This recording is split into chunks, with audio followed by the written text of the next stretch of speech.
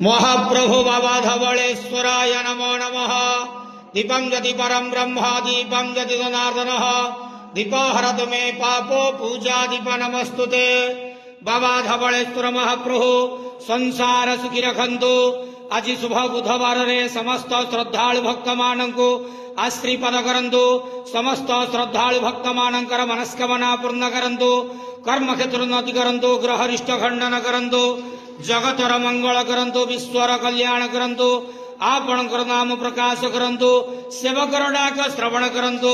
समस्त गुआवसा भक्त मानंकर मनस्कामना पूर्ण करंतु। हे बाबा धवलेश्वराय नमो नमः। संसार सुखी रखंतु आनंदे गेवार हरि बोलो। आज शुभ बुधवार रे समस्त श्रद्धालु भक्त मानंकु आश्रीपद करंतु आनंदे गेवार हरि बोलो। बाबा धवलेश्वराय नमो नमः।